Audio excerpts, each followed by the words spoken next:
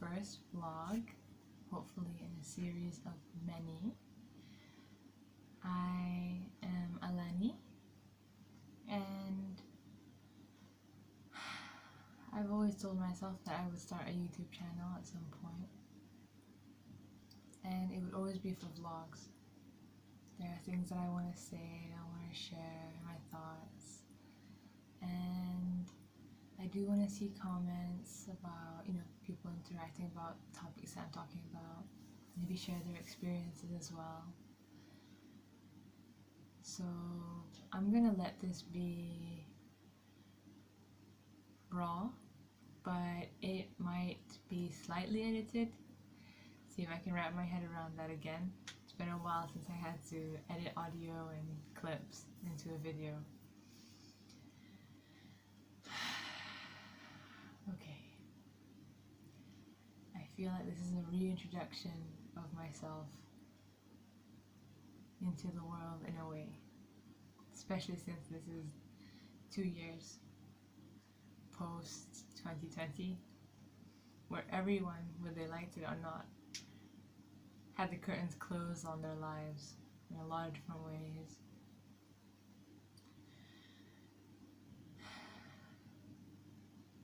Alright, so what I wanted to talk about today, I wrote it down so I wouldn't get lost in my thoughts or go on a tangent. Alright, so I am nervous. I'm quite nervous because I really feel like I'm talking to real people. It's not just accounts, it's real people. I've always felt like it's real people. Alright, so the first topic I want to talk about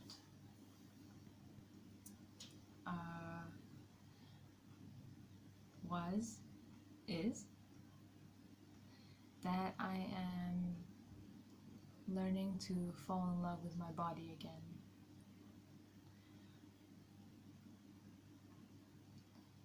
I've never felt like I properly sat in my body for a long time now, I think.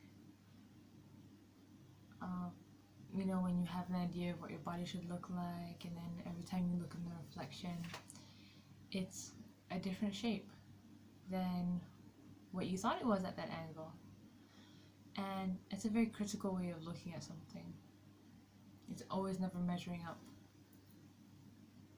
Oh, alrighty. My camera died. I've seen that with so many other YouTubers, but it happened to me on my first try. Excuse me, I thought I charged it. Alright, so continuing on with the topic of learning to fall in love with my body again. It always looked different. The idea of it always looked different than what it was in real life. So I wasn't accepting what it looked like in real life, I suppose. Also perhaps, media feeding you your body should look like ABC, ABC, ABC, but any other letter didn't work out or wasn't there, or if it was, oh my god, I can't believe it looks like D, E, F, G, but it's changed a lot throughout the years, mostly going from skinny to slim, past decade, and then the past 1 year, because I began another drug treatment. I gained weight as a side effect, which has never happened before on any medication, and I gained weight fast. Because a larger appetite, or also the tendency for weight to be put on together, maybe. I put on weight fast. So from no more than 65, 67, 70, this is kg, and then, 70, I didn't realize that actually 5 kg was quite a difference in the clothes I was wearing, namely my pants. So now I know where my body puts more of its fat is around my hips because my pants were so much trouble. And only when I reached closer to 80, which is 79, I think, that might be what I am currently, only when I reached a whole nother 10 kg did my belly start to be something. So my shirt sizes were affected. Oh, and my arm sizes. That arm one though came that subtle like a ninja in the night, man. I put on this nightgown dress that had like slightly off shoulder sleeves, and then suddenly I was like, oh, it doesn't have a gaping hole where you can like see through like to my chest or my back or anything. I was like, oh geez. And it felt like such a jump in change in size of my body. It felt like I puffed up, but only when I stayed in clothes that were very size specific. When I put on clothes that were very stretchy, pajama type, or very elastic natured clothes, even if they weren't pajama type, they were like office clothes, I didn't feel any different. Then I think the past 4 months I've been accepting that in non-size specific clothing, clothes that have quite a bit of leeway, I'm no different. I don't even see a difference in my face. Recently came across a photo actually. My sister took a picture of me. I just woke up, maybe about 4 years ago. And I looked like this. Like, I had no cheeks. Like, now I just look like a normal face, but I look like I can't even do it. And it was like that at rest. Then looking back, oh wow, I was quite skinny actually. And at the time, oh, the word skinny would not have been what I used for myself. It would have been chubby, plump. I was skinny, and I'm like retrospect, like looking back, like oh my god, like oh my god, like okay, we are having a repair in my own perception, my visual perception, my perception of how my body should look, which is just the way that it is. That's new to me. Yeah, you know, like a lot of people, your household growing up, your parents and your family, messed up way of thinking. You know, you're skinny, they say, put on weight, you have a little bit of a like a muffin top when you put on like pants that has an elastic or slightly slim fitting, and then you have just the skin that gets pressed like that, and they call this the muffin top around your waist.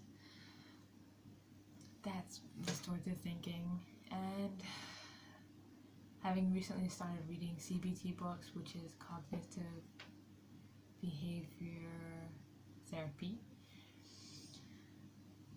I'm recognizing these distorted thoughts and the distorted themes, and I'm like, oh my god, look at you, you're just a distortion. And I'm put back into the the realistic view, like shoes. I'm put back into them, like that's where I want to stand all the time, being able to see things as they really are. Not that they're 100% bad, because that's called an overgeneralization. Or that they're all good, because that's also an overgeneralization.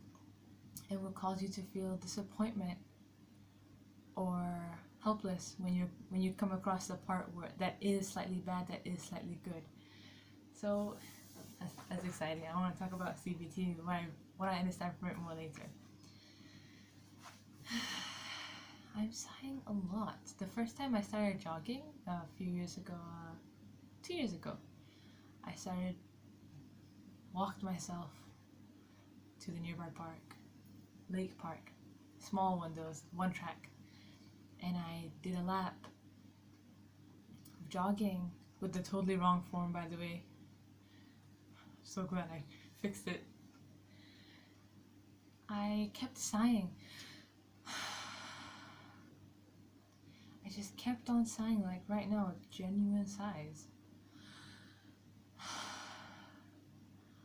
And I remember that as well as I yawned like a lot, and I had no sleep trouble at the time. It was totally like I slept when it was right, and I woke up and I felt energized and fine. I didn't need coffee or anything to perk me up when I woke up. I woke up, went to the bathroom, brushed my teeth, you know, neutral, like normal, healthy energy levels. But when I started doing jogging, I was like, I want to be more fit, you know? I want to get the ab line, at least the middle ab line, if not the abs, each one. And I remember I yawned actually, and I came home and at the time it was a rental place for students, and I told my housemate, I said, I just kept yawning while jogging. It's like I was letting go of stress or something, and I'm not tired at all, but I kept yawning and yawning. And now, instead of yawning, I'm sighing a lot because I think this is what I have been meant to do for a while. What it is exactly is just talking about what I know, what I would like to know, what I'm contemplating. I actually wrote this in my about. It's very clearly that's exactly what I'd like to do. I'd like to go over what I'm contemplating and yeah, just share that as I contemplate it. Maybe it can help others in exposure to distortions in thinking, or in how people also have ups and downs, and maybe maybe what I'm saying as I'm saying my part of my story, as I'm sharing it, you may hear yours, you may hear someone you know. That would be a really good thing, because growing up or at any age really, getting to know something that totally relates to your life, whether you realize it does or not, like it plays a part in your life.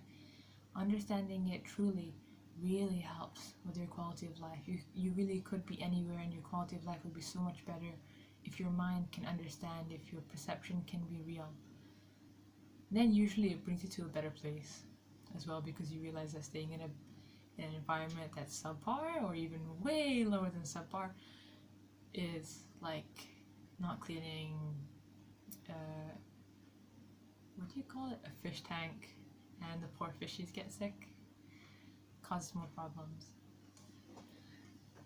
Alright, still haven't figured out what will be my intro and my outro. I might create little video segments for those.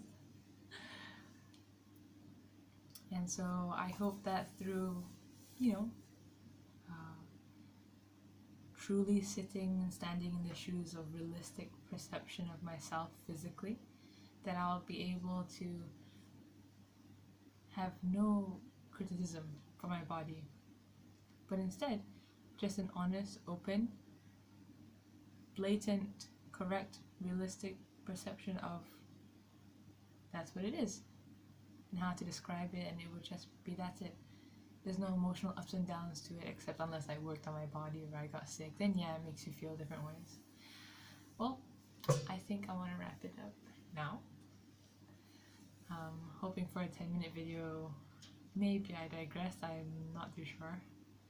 Now it's like a 13-minute video. That's cool for the first try.